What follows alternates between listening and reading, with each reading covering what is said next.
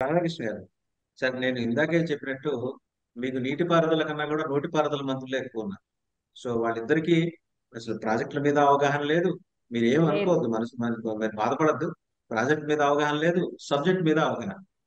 ఏ canal ఎక్కడ వంపు తిప్పుతుందో తెలియదు, ఏ కెనాల్ నుంచి ఎంత డ్రా చేయొచ్చో తెలియదు. అండ్ ఒక ఒక ఒక ఒకసారి వరద వస్తే, భారీ వర్షం వస్తే బుడమేరు ఎట్లా పొంగుతుందో తెలియదు, దాని డైవర్షన్ ఎటు తీసుకుంటుందో తెలియదు. మీరు అంటే ఇలాంటి వాళ్ళని పెట్టుకొని మీరు పరిపాలన చేశారు సార్. మీరా మీ భవనం దాటడం, వాళ్ళకా విషయం తెలియదు, వివరం తెలియదు. తీరా పూర్తిగా క్షౌరం అయిన తర్వాత వివరం తెలిసి ప్రయోజనం లేదు, మీరు అధికారంలో లేదు. మేము కట్టాం ఒక రిటైనింగ్ వాళ్ళు చైనా వాళ్ళ మాదిరి అని చెప్పుకోవడానికి ఒకటి ఉంది మీకు. అదొక్కటే మీ పరిపాలన చూస్తుంది. Let us accept the facts. వాస్తవాలను వాస్తవాలుగా ఒప్పుకుందాం. ఇప్పుడు తెలుగుదేశం కూడా, కూటమి కూడా దేవినేని ఉమా లాంటి సమర్థుడిని పెట్టుకొని ఉంటే ఆయన డ్యామేజ్ ని మినిమైజ్ చేస్తుండేవాడు. ఏ మాట కామాట చెప్పాలి. నేను పార్టీలకి అతీతంగా మాట్లాడుతున్నాను. ఏమంటారు రాధాకృష్ణ గారు? Sir, Polavaram international committee reports ఏమి ఇచ్చింది? డయాఫ్రమ్ వాళ్ళు ఇవి ప్యారల్ గా కట్టడం వల్ల స్క్రౌటింగ్ జరిగింది, నీటిని ఆపిన తర్వాత వాల్స్ కట్టాలని చెప్పారు, రిపోర్ట్స్ ఉన్నాయి. దాన్ని ఓవర్ చేస్తూ ఏదో చెప్పేసి అది అబద్ధాన్ని 10 సార్లు చెప్తే నిజమైపోద్ది అన్నట్టుగా మాట్లాడుతున్నారు. ఆ రిపోర్ట్స్ తెప్పించుకొని చదవండి. రిపోర్ట్స్ మీరు చదువుంటారు. ఆ రిపోర్ట్స్ మేము చూసాం. దాని ప్రకారమే చెప్తున్నాం. దానికి పూర్తి బాధ్యత తెలుగుదేశం ప్రభుత్వందే అలా జరగడానికి. పోలవరం ప్రాజెక్టు 2, వెలుగొండ పోల సుబ్బయ్య ప్రాజెక్టు జగన్మోహన్ రెడ్డి గారు సెకండ్ టన్నల్, చంద్రబాబు నాయుడు గారి ప్రభుత్వం ఏదో మిషనరీతో ప్రాబ్లం ఉంటే జగన్మోహన్ రెడ్డి గారు 90% కంప్లీట్ చేశారు. ఆ ప్రాజెక్టు ఎంత ఇంపార్టెంటో ప్రకాశం జిల్లాకి నాకు బాగా తెలుసు. ఎందుకంటే మా యాన్సిస్టర్స్ అక్కడి నుంచి వచ్చారు, కరువుతో గింజ పండక మైగ్రేట్ అయ్యి వచ్చారు. సో ఆ ప్రాజెక్టు విలువ తెలుసు. ఆ ప్రాజెక్ట్ అయిపోతే ఎంతమంది సస్యశ్యామలం అవుతుందో ఆ ఏరియా తెలుసు. సో ఆ పూర్తి చేసిన జగన్మోహన్ రెడ్డి గారు. సో ఇరిగేషన్ ప్రాజెక్టు మీద కానీ రైతుల మీద కానీ పూర్తిగా ప్రేమ ఉన్నది జగన్మోహన్ రెడ్డి గారికి. పాలిటిక్స్ పక్కన పెడదాం. ఇవాళ రోజున it is going to be disaster for some 6 months. ఎందుకంటే హెల్త్ డిజాస్టర్ ఒకటి జరుగుతుంది, హెల్త్ ఎమర్జెన్సీ. డెఫినెట్ గా చిన్న చిన్న కుటుంబాలు టీవీలు, ఫ్రిడ్జ్లు, మొత్తం వాళ్ళకున్న సమస్తం పనికొచ్చే పరిస్థితి ఉండదు. అర్జెంటుగా వాళ్ళ రేషన్ కూడా పనికొచ్చే, ఇంట్లో ఏ వస్తువు పనికొచ్చే పరిస్థితుల్లో ఉండదు. వాళ్ళు బయటకు వచ్చాక ఆ వరదల్లో నుంచి లోపల ఇంట్లో పనికొచ్చే వస్తువు ఏది ఉండదు. సో వాళ్ళకి ముందు కాంపన్సేటరీగా డబ్బులు ఇవ్వాలి, వాళ్ళకి రేషన్ సప్లై చేయాలి. పిల్లల స్కూల్ యూనిఫామ్ నుంచి షూస్ వరకు ప్రతి ఒక్కటి ప్రతి ఇంట్లో ఎన్ని ఇళ్ళు అయితే డ్యామేజ్ అయ్యానో ప్రతి ఇంటికి చేరాలి. అది మా ఉద్దేశం. జగన్మోహన్ రెడ్డి గారు వైసీపీ కార్యకర్తలను కానీ నాయకుల్ని కానీ పూర్తిగా వరద ప్రాంతంలో ఉన్న వాళ్ళకి అందుబాటులో ఉండమన్నారు. మీరు చేయగలిగినంత సాయం చేయమన్నారు. దానికి మేము ప్రభుత్వంతో కలిసి పనిచేయడానికి కూడా మేము సిద్ధంగా ఉన్నాం. ప్రభుత్వానికి సలహాలు, సూచనలు, ఏదైనా ఇబ్బంది ఎక్కడన్నా ఉంటే చెప్పడానికి కూడా మేము సిద్ధంగా ఉన్నాం. మేము ప్రభుత్వాన్ని ప్రస్తుతానికి ఇవాల్టి రోజున విమర్శించడానికి సిద్ధంగా లేము. కానీ వాళ్ళు ఫెయిల్యూర్ని మాత్రం ఖచ్చితంగా ఎత్తి చూపుతాం. వాళ్ళతో ప్రజలకి సహాయం చేయడానికి కానీ ప్రజలను ఆదుకోవడానికి ప్రభుత్వంతో కలిసి వాళ్ళకు సూచనలు ఇవ్వడానికి కానీ మా సహాయం వాళ్ళకు ఎక్కడైనా అవసరం అనుకుంటే అక్కడ వెళ్ళి చేయడానికి కూడా మేము సిద్ధంగా ఉన్నాం.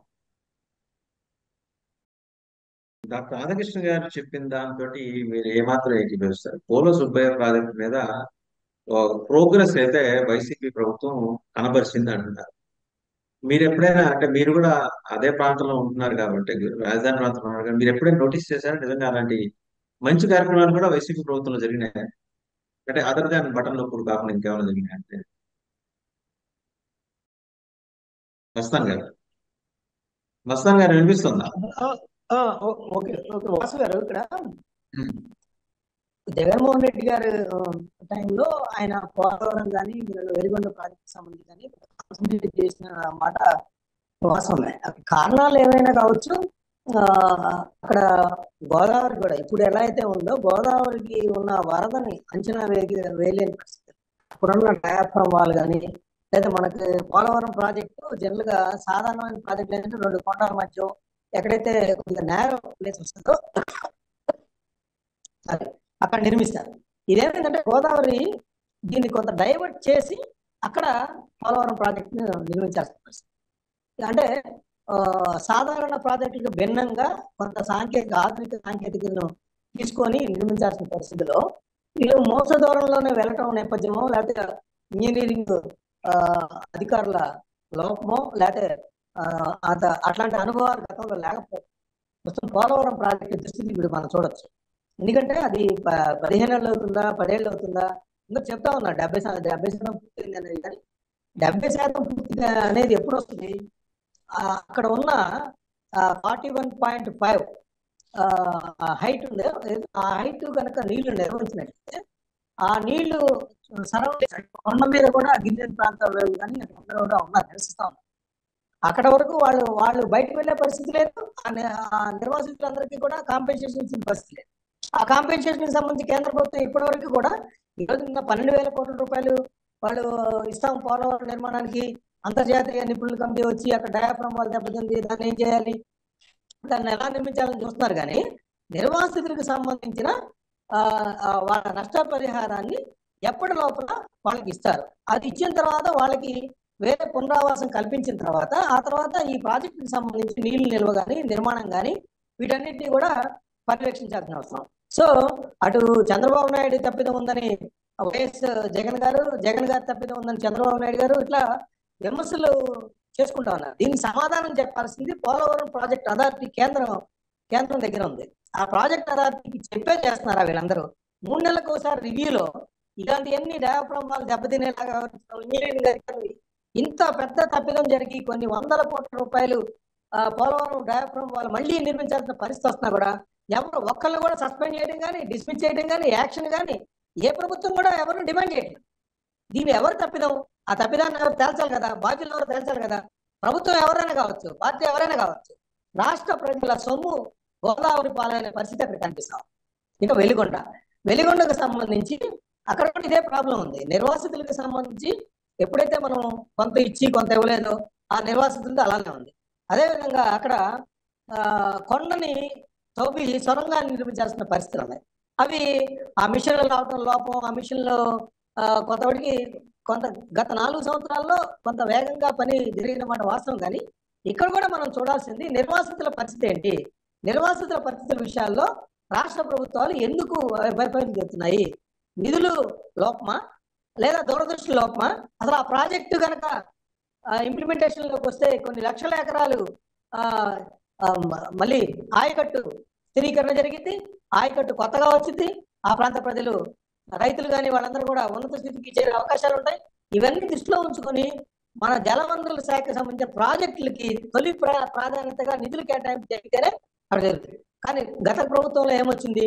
జలవనరుల శాఖ కావచ్చు, ఇంకో రోడ్లు నిర్వహణ కావచ్చు, ఇంకోటి అన్ని వైఫల్యమే. ఎందుకు?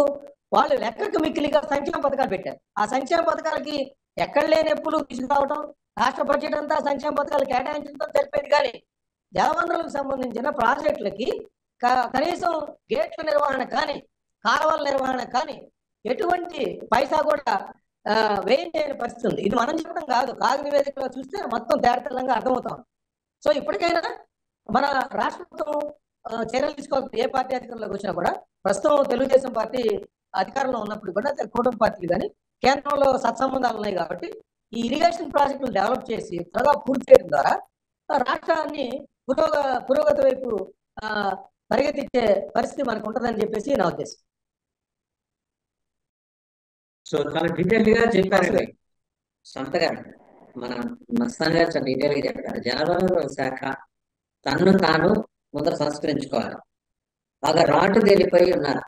ఏది దాంట్లో సమర్థవంతంగా పనుల నిర్వహణ చేయకుండా ఉంటాం, రాడదేలు ఉన్నారు.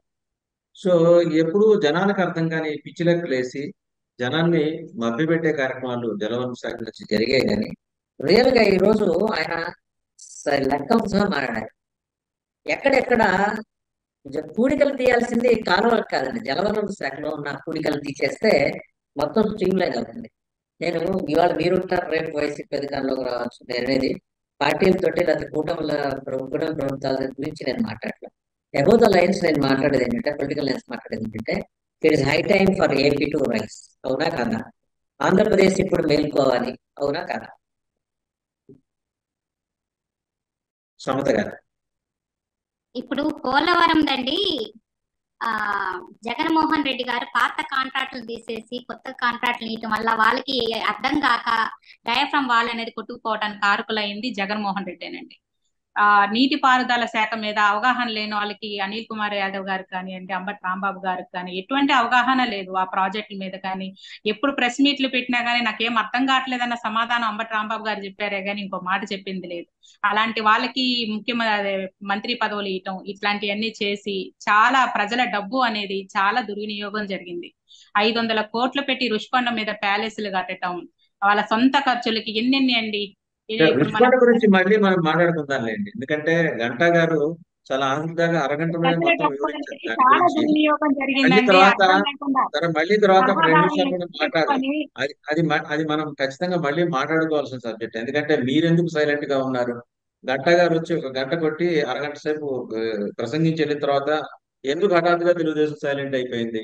ఏదో ఉంది ఆ మర్మం. మళ్ళీ మనం ఇంకో డిబేట్ లో మాట్లాడుకుందాం. ఒకసారి డాక్టర్ రాధాకృష్ణ గారు కైండ్లీ కంక్లూడ్. రాధాకృష్ణ గారు, మీ ఫెయిల్ న్యూస్ కి ఇవాళ జంట నగరాలు గుంటూరు విజయవాడ అతలాకుతలం అయిపోయింది. మీ అసమర్థతకి, మీ అన్అడ్రస్డ్ నేచర్ కి. అవునా కదా? నిజాయితీగా చెప్పండి. సార్, మా అప్రమత్తత వల్లే కృష్ణలంక మొత్తం కాపాడబడిన మా మీద మీరు నిందలేయటం చాలా పొరపాటు. అలాగే కాంట్రాక్టులు మార్చారు. సార్ ఒక నిమిషం కనిపిస్తున్న వాస్తవం మీకు వెళ్తా. సార్, ఆ అంబటి రాంబాబు గారు నాకు అర్థం కావట్లేదు అంటే ఈ తలతెక్క పని ఎవడో చేసింది. ముందు నీటిని ఆపి కదా ప్రాజెక్ట్ కట్టాలి, ఇలా కట్టారేంటి నాకు అర్థం కావట్లేదు రా బాబు అని చెప్పాడు. కానీ నాకు ప్రాజెక్ట్ స్వరూపం అర్థం కావట్లేదు, ప్రాజెక్ట్ ఎలా కట్టాలో అర్థం కావట్లేదు అని చెప్పలా. ఈ తలతెక్క పని చేశారు, ఈ బురతకు పని చేశారు, స్వార్థంతో పని చేశారు. ఇది ఎలా చేశారు, దీన్ని ఎలా రెక్టిఫై చేయాలో అర్థం కావట్లేదు అని చెప్పారు. కానీ మాకు ప్రాజెక్టులు కడతాం నిర్వహించడం చేత కాదని, మాకు అర్థం కావట్లేదు అని చెప్పలేదు. కాంట్రాక్టర్లు మార్చారు. కాంట్రాక్టర్లు మారిస్తే ఇంజనీరు ఆఫీసర్లు మారిపోరు కదండి. ఆఫీసర్లు వాళ్ళే ఉంటారు, ప్రాజెక్ట్ డిజైన్ చేసిన వాళ్ళు వాళ్ళే ఉంటారు. ఆ డిజైన్ లోనే కక్కుర్తిపడి, కమిషన్ కోసం కక్కుర్తిపడి ప్యారలల్ గా డయాఫ్రమ్ వాళ్ళు ప్రాజెక్టు నీటిని డైవర్ట్ చేయకుండా కట్టడం వల్ల స్క్రౌటింగ్ జరిగింది. మీరు కనీసం ఆ రిపోర్ట్ చదవాలి. రిపోర్ట్ చదవకుండా మీ టీవీలు చూసి, టీవీ 9 జోతో చూసి వాళ్ళు చెప్పింది నమ్మేసి అదే నిజం అనుకుంటే మేము చేయలేము. కళ్ళకు గంతలు కట్టుకొని వాళ్ళు చెప్పింది వింటామంటే ఏం చేయలేము మేము. ఆ రిపోర్ట్ చదవాలి. ఆ రిపోర్ట్ చదివితే మీకు అర్థం అవుతుంది. రాధాకృష్ణ గారు ఒక్క ప్రశ్న. మాట్లాడుతున్నారేమో ఒకసారి చూడండి. నేను రిపోర్ట్ చూసే మాట్లాడుతున్నా మేడం. రిపోర్ట్ చూసి మాట్లాడుతున్నాను. నేను రిపోర్ట్ చూసే మాట్లాడుతున్నాను. నేను చదివింది నాకు అర్థం చేసుకునే తెలివితేటలు ఉన్నాయి. చదివిందే మాట్లాడుతున్నాను. సార్ ఒక్క నిమిషం. రాధాకృష్ణ గారు, నేను ఒక్క ప్రశ్న వేస్తాను. పోలవరం ప్రాజెక్టుకి సంబంధించి తెలుగుదేశం పార్టీ హయాంలో తప్పిదాలు జరిగినాయి, నాణ్యంగా కట్టలేదని చెప్పేసి అసలు వైసీపీ ప్రభుత్వం ఎప్పుడు గుర్తించింది? జగన్మోహన్ రెడ్డి గారు, అనిల్ కుమార్ యాదవ్ గారు 3 సార్లు 3 డేట్లు ఇచ్చారు. పోలవరం ప్రాజెక్టు మేము కంప్లీట్ చేయబోతున్నాం, కంప్లీట్ అవ్వబోతుంది, పలానా ఖరీఫ్కి నీళ్ళు ఇస్తాం, పలానా రబీకి నీళ్ళు ఇస్తామని చెప్పారు. అంటే ఆ సందర్భంలో పోలవరం ప్రాజెక్టు బాగానే కట్టారు, మేము మిగతాది పూర్తి చేస్తున్నాం, మేమే నీళ్ళు ఇస్తాం, వైఎస్ రాజశేఖర రెడ్డి గారి కళల ప్రాజెక్టు మేమే నీళ్ళు ఇస్తాం అన్నారు. అంటే అప్పటి వరకు నాణ్యంగా జరిగిన పనులు ఒకసారి డయాఫ్రామ్ దెబ్బతీసేసరికి అంటే మీరు కూడా గుర్తించలేకపోయారా? అంటే మీ దెబ్బతం కూడా ఉందా? వైసీపీ ప్రభుత్వం ఎందుకు ఆ యొక్క లోపాలని గుర్తించకుండా మేము నీళ్ళు ఇచ్చేస్తామని చెప్పారు? మీరు నీళ్ళు ఇస్తే, మీరు గమనిస్తే కనుక అసెంబ్లీలో సాక్షాత్తు 3 సార్లు 3 డేట్లు ఇచ్చారు వైఎస్ జగన్మోహన్ రెడ్డి గారు. ఆ విషయం నేను మీకు గుర్తు చేయొచ్చు. సార్, చంద్రబాబు నాయుడు గారు పూర్తి చేశారు. 70% 80% చేశారు. మీరు నెక్స్ట్ కావాల్సింది ఒక 20% కట్టాలని చెప్పి రిపోర్ట్లు ఇచ్చారు మాకు. మీరు మాకు సబ్మిట్ చేసింది పేపర్ మీద మాస్క్ చేసి మ్యాన్పులేట్ చేసి చూపించింది. మేము ఆ కాగితాలు చూసి నిజమే కావచ్చు, పాపం చంద్రబాబు నాయుడు గారు కట్టేశారంట, ఇంకా మేము కట్టాల్సిన 20% కదా, ఈ సంవత్సరంలో కట్టేయగలుగుతాం అనుకున్నాం. కానీ వెళ్ళి గ్రౌండ్ రియాలిటీ చూసినప్పుడు ఆ స్క్రౌటింగ్ గురైపోయింది, అవన్నీ చేసి మాకు దిమ్మ తిరిగిపోయింది. ఏంటి అరాచకం, ఏంటిది, ప్యారలల్ గా కట్టడం ఏంటి, ప్రాజెక్ట్ కట్టడం ఏంటి, ఈ స్క్రౌటింగ్ జరిగిపోవటం ఏంటి, అండ్ కింద ముంపు గురవుతున్న గ్రామాలను వదిలేసి ఈ మొత్తం కనుక డైవర్ట్ చేసేస్తే మొత్తం గ్రామాలు మునిగిపోతాయి కదా. ఇంత అనాలోచితంగా ఈ ప్రాజెక్ట్ని ఎలా డిజైన్ చేశారు, ఎలా ఈ స్టేజ్ వరకు తీసుకొచ్చారు, ఈ స్క్రౌటింగ్ జరిగిపోయింది కదా అని చెప్పి మేము అప్పుడు తెలుసుకోగలిగాం. ముందు మీరు చూపించిన కాగితాలు చూసాం, తెలుగుదేశం పార్టీ వాళ్ళు చూపించిన కాగితాలు చూసాం. ఎవరైనా రిపోర్ట్సే కదా నమ్ముతారు.